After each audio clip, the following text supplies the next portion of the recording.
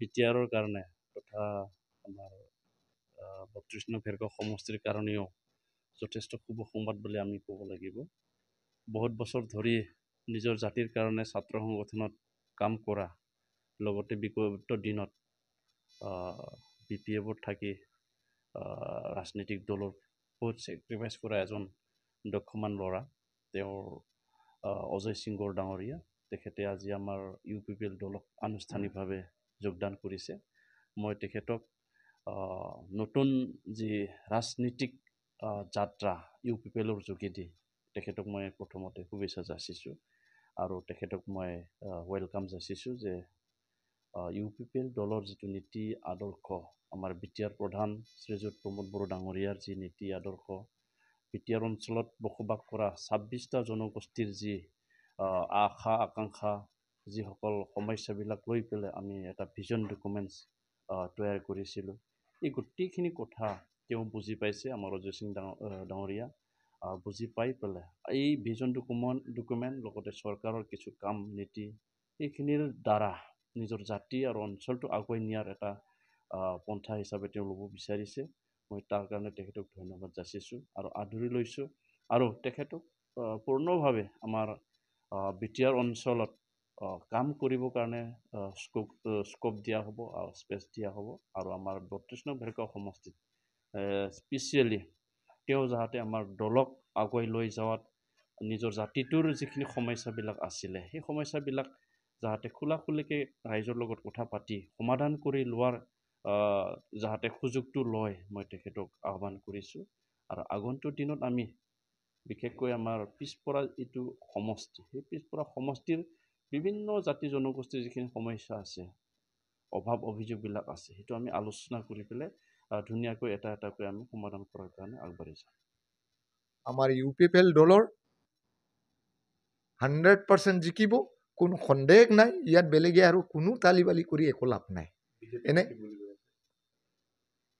তেওঁলোকে জিকিম বুলি এইটো আমিতো কোৱাটো শুনা নাই, এইটোতো কোনোবাই কৈ আছে। আৰু বিজেপিৰ উশাহ নিশাহ লৈ ফালে, অক্সিজেন লৈ ফালে UPPL জীয়াই আছে বুলি সেনেকুৱাও কোৱা মানুহ আছে। এইটো বিজেপি দলৰ ফালৰ পৰা কোৱা মানুহ কোনেও ওলোৱা নাই, কায়ো কোৱা নাই। কোনোবা কৈছে নেকি আপোনালোকৰ আগত? যদি প্ৰুফ আছে কৈ দিয়ক যে আমাৰ বিজেপিৰ ফালৰ পৰা ভেৰগাঁও সমষ্টিত খেলিম, কেণ্ডিডেট দিম, যে আমি ইয়াত জিকিমে, কেতিয়াবা কৈছে নেকি? যদি প্ৰুফ আছে দেখাই দিয়ক।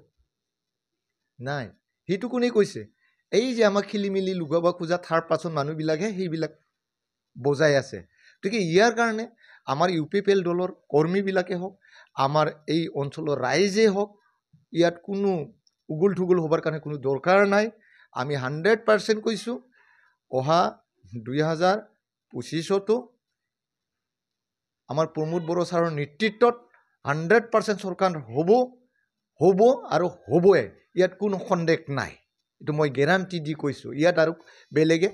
ফাংফুং কৰি একো লাভ নাই, টাইম পাছ কৰি একো লাভ নাই। সেইখিনিকে ক'লোঁ, ধন্যবাদ। সমষ্টিৰ MCLA তথা বিটিআৰৰ EM সন্মানীয় ডাৱৈচা বড়ো ছাৰক। তো ৰাজনৈতিক আমি আছিলোঁ, আঞ্চলিক পৰ্যায়ৰ পৰা ৰাষ্ট্ৰীয় পৰ্যায়লৈ আহিছিলোঁ। তো বিগত দিনবিলাকত BPFতো এটা ভাল নেতৃত্ব দি আহিছিলোঁ। তাৰপিছত ৰাজ্যিক পৰ্যায়ৰ যি ৰাষ্ট্ৰীয় দলবিলাকত আমি যোগদান কৰি দলীয়ভাৱে যিখিনি কাম কাজ কৰিব লাগিছিলে, সেইখিনি একচুৱেলি মই নিজৰ মনৰ কথাটো ক'ব বিচাৰিছোঁ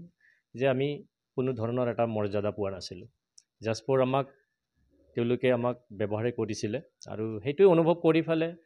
দলীয় কাম কাজৰ পৰা অলপ বিৰত থাকিবলগীয়া হৈছিলে। আৰু এনেকৈ থাকোঁতে মানে এদিন এনালাইচিছ কৰিছিলোঁ যে ৰাষ্ট্ৰীয় পৰ্যায়ৰ দলতকৈ যে আঞ্চলিক দলবিলাকত কাম কৰাৰ এটা মানে সুকীয়া এটা আমেজ আছে আৰু বিভিন্ন ধৰণৰ সমস্যাবিলাক আমি নিজ হাতেদি নিৰ্মূল কৰিব পাৰোঁ, সমস্যাবিলাক দাঙি ধৰিব পাৰোঁ। যিহেতু আঞ্চলিক দলবিলাক আমাৰ এই লোকেলিটি অঞ্চলৰ পৰাই জন্ম হোৱা ৰাজনৈতিক দল, সেই হিচাপে মই নিজকে থিৰাং কৰিলোঁ যে আঞ্চলিক পৰ্যায়ৰ দলত যোগদান কৰি ৰাইজৰ যি সেৱা কৰিব লাগে সেইখিনি কৰি যাম বুলি মই আশা কৰিলোঁ। আৰু সেই হিচাপে মই আমাৰ বন্ধুবৰ্গবিলাকৰ লগত কিছু কথা পাতিছিলোঁ। কথা পাতি পেলাই তেখেতসকলক ক'লোঁ যে মই UPPL দলত যোগদান কৰিম আৰু সেই যোগদান কৰিয়ে যেতিয়া মোক মানে ৰাইজৰ সেৱা কাম কৰাৰ কাৰণে যিটো সুবিধা পাম সেইটো মই নিশ্চয় আশা ৰাখিছোঁ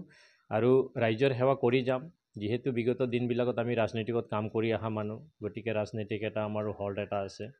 আৰু বিশেষকৈ মই বেলেগ ৰাজনৈতিক দলবিলাকক মই তেনেকুৱা দোষাৰোপ কৰিব বিচৰা নাই তেখেতসকলৰ সুকীয়া এটা পলিচি মেকানিজম থাকে তো ঠিক তেনেকুৱা ধৰণৰ আজি UPPL দলৰো যথেষ্টখিনি আছে আৰু UPPL দলৰ যিটো চৰকাৰ ইয়াত চলি আছে সেই হিচাপে জাতি জনগোষ্ঠী উন্নয়নৰ হকে আমি কাম কৰিবৰ কাৰণে মই নিজকে থিৰাং কৰিলোঁ যে UPPL দলৰ হৈ মই কাম কৰিম বুলি আৰু বিশেষকৈ মই UPPL দলৰ যি নীতি আদৰ্শ ইয়াক ভাল পাই মই নিজাববীয়াকৈ মই ডিচিশ্যন লৈ আজি UPPL দলত মই যোগদান কৰিলোঁ আমাৰ সন্মানীয় ডাবৈছা ছাৰৰ বাসগৃহত আৰু আজিৰ পৰাই মই এজন UPPL দলৰ এজন নিষ্ঠাৱান কৰ্মী হিচাপে মই কাম কৰি যাম বুলি আপোনালোকক মই প্ৰতিশ্ৰুতি দিছোঁ আজি যথেষ্টখিনি মই মনটো আনন্দিত পাইছোঁ কাৰণ এটা সময়ত আমি বহু বছৰ একেলগে বিভিন্ন সমাজৰ কাৰণেও আমি কাম কৰি আহিছিলোঁ আজি আহি লগ পালোঁ তেখেত অজয় সিংগৰ ডাঙৰীয়া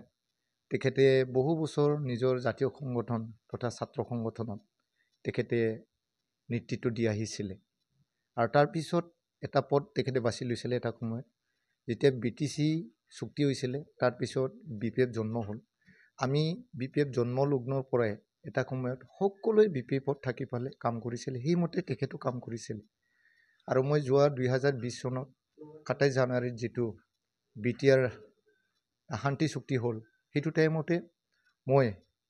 যিখিনি BPFত যিটো লুটি গুটি হ'ল যে কিছু লিডাৰৰ কাৰণে মই এইটো টাইমতো কৈছিলোঁ ৰাজতন্ত্ৰৰ নিচিনা ৰাজাৰ আইন নিচিনা চলিবলৈ ধৰিলে BPFত কাৰো কথা নুশুনে ইয়াত আৰু থাকি ফালে ৰাইজৰ ভাল কাম কৰিব নোৱাৰে গতিকে লাহে লাহে এইটো বেয়া লাইনেদি যাব গতিকে এতিয়া শান্তি চুক্তি হ'ল ভাল লাইনত আহিল সকলোৱে ভাল কাম কৰিব লাগে আৰু এই চুক্তিবিলাক ৰূপায়ণ কৰাত আমি সকলোৱে সহযোগ কৰিব লাগে সেই হিচাপে মই 2020 চনতে BPFটো এৰি মই আহিছিলোঁ আজি মই ইয়াত UPPL দলত থকা মই 5 বছৰ হ'ল প্ৰায় আৰু এই হিচাপত আহি আজি প্ৰমোদ বড়ো ছাৰৰ নেতৃত্বত যি চৰকাৰ চলি আছে বাস্তৱত ৰূপায়ণ হৈছে বুলি আমি ক'ব পাৰোঁ কাৰণ ইয়াত শান্তি চুক্তি হোৱাৰ পিছত ইয়াত শান্তি পৰিৱেশটো আমাৰ মাজত সম্পূৰ্ণভাৱে আহি গ'ল আপোনালোকে সকলোৱে দেখা পাইছে ৰাইজে দেখাই পাইছে আৰু যিখিনি উন্নয়নমূলক কাম কৰিব লাগে সেইটো খুব সুন্দৰকৈ বৰ্তমান কৰি আছে হয় কিছু ৰাজনৈতিক দলৰ বিশেষ মই বেলেগক ক'বলৈ নাযাওঁ BPF দলৰ কিছু ব্যক্তিয়ে ক'বলৈ খোজে যে UPPL দলে একো কৰিব পৰা নাই একো কৰিব পৰা নাই বুলি ক'লেতো এইটো মুখৰ কথা এইটো বাস্তৱত নহয় একচুৱেলি যোৱা 17 বছৰত তেওঁলোকে যিমানখিনি কৰিছে তেওঁলোকক কৰা